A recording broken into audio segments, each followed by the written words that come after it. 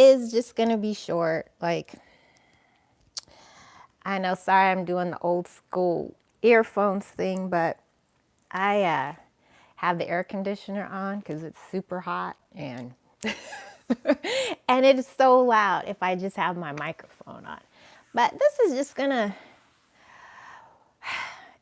everybody right now, what's going in the world, of course, it's getting everybody's anxiety up, not just mine.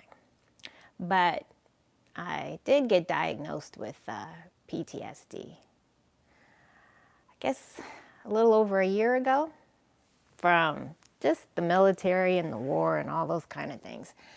So, nothing really helps. It's like, it's because I know I have it, it's just one of those things where I just kind of just ride it out. But what I wanted to talk about is somebody contacted me about somebody else who's a friend of mine, and I'm not really involved in this, but I guess I am to some extent, but not really. But it just made me think about like back to and love of my life. And the only reason I'm not saying his name is because his parents are out there, and I don't want to overstep, maybe and share something that his parents don't want to be out there. But anyway, he's the love of my life for 27 years, and he's been dead. It's been 3 years ago. And it's one of those things where I go, the first year, especially the first, I'd say, 3 months was pretty horrible. Like, I felt so empty. And then that first year was pretty rough. I was starting to work through it. There was still that emptiness. Like, food didn't even taste the same.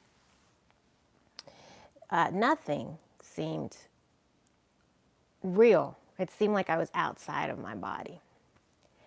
And now, sometimes, it's been 3 years, and it's still hard. Hi, Laura. Thanks for coming in. And it's still hard when you have somebody that you love that passed away. Now, especially because he had, we were together 27 years off and on. Hey, love. Hey, Nate. But I didn't have he had a drug issue.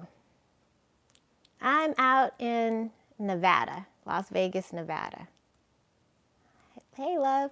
Yeah, so he had a drug issue. And with that drug issue, when you're with somebody that long, and sometimes they're on drugs, sometimes they're not, people on drugs, I saw that movie Sinners. And it's a lot like that, where it's like they're a vampire, because you see the person you love, they seem very charming, but you just know something is not there, that it's not them. It looks like them, it sounds like them, but you just know in your heart it's not them. Like when you see those vampires, and they suck all the energy out of you. And this person who contacted me, she had an issue over with somebody that's just a friend of mine. But then it's like she was having anxiety over it, and then it brought back my anxiety. Hey, Philip, of what I had gone through for so many years. And still, do we ever know, really? You think you know that someone loves you and that you meant everything to them, but then it's like drug addicts lie. So was it a lie for 27 years? Was it real? Did he care? Did he not care?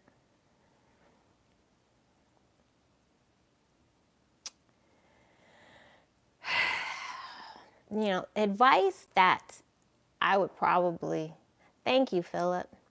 The advice that I would give my past self, because I doing the damn thing, thank you, that I would give my past self, about going there, being with him, doing that. And you know, it's like I would do it all over again because there was so much love there. So I probably wouldn't change anything. You know, I would think, oh, I wish I'd never met him sometimes and I wish it never happened. But then there's so many of the beautiful times. So that's what I'm going to focus on. Yeah, thanks, Philip. I am. I'm going to focus on getting out of that. And when that anxiety comes through, because you know how when we have our anxiety, I was thinking, we always start just thinking of something bad, right? The worst and the worst and the worst we start thinking about. But there's also in our mind, let's start having good memories, you know? Like when I was going down the rabbit hole with my PTSD and my anxiety, I started thinking of back when I was in Italy going to raves. Back, yes, Philip, I am. Back when I tried to even think of things that didn't necessarily have to do with he and I, because that would be painful. Because then that would put me down that rabbit hole when I think about the fun times that we had. So I just started thinking about my travels, anything that can make me happy. You know, thinking about going to Disneyland, just trying to instead, just forcing myself to think of those new memories. Well, past memories, but ones that are really good.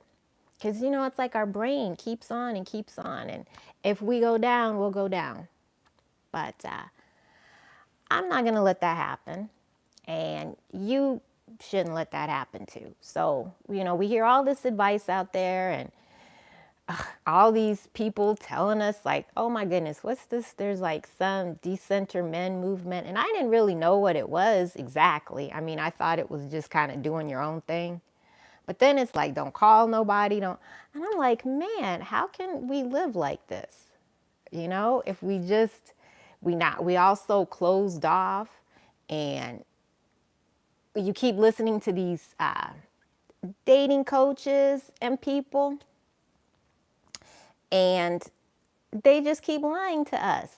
And you know, that lying to us keeps us so that we always need them. So we keep coming back. Like there's a person who's a psychologist and they're talking about, oh, how to deal with the partner that's avoidant and how to do this and that. And you know what? Sometimes you got to just go because you can't let your mental health suffer from being with this person constantly because, you know, the love of my life, I'd have to go. Sometimes we get back together, we'd have to go. The last time I talked to him was around Valentine's Day before he died. And I just didn't want to deal because he got high. You know, he was high on drugs and I didn't want to deal. And not much later after that, he ended up dying. So I felt so guilty for not talking to him at that time and not really wanting to deal with him. But I step back and I think, you know what? It's a good thing I didn't. Because you can't save everybody. And we want to save people and we hope, oh, if I would have done this, if I would have done that, things would have been different. Well, no, it wouldn't, you know? Not everybody wants to be saved. I tried my best to save him, you know, so many times and it didn't work out. And, you know, and after a while, I was like, I got to just save myself. And, you know, fortunately, we always stayed friends. We're always close. And I always and forever will love him. But at least I did have a life outside of him. You know, I just retired from the military.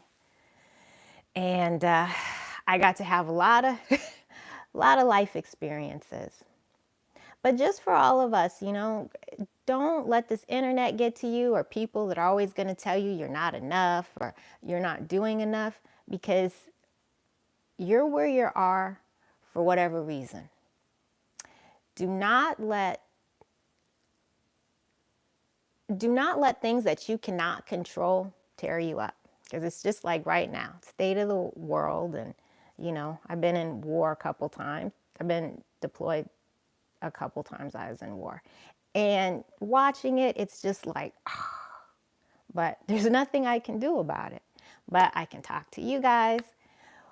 We can have a nice little conversation, and we can just get our minds off of things for a minute so that we can focus and focus on us and what we can do.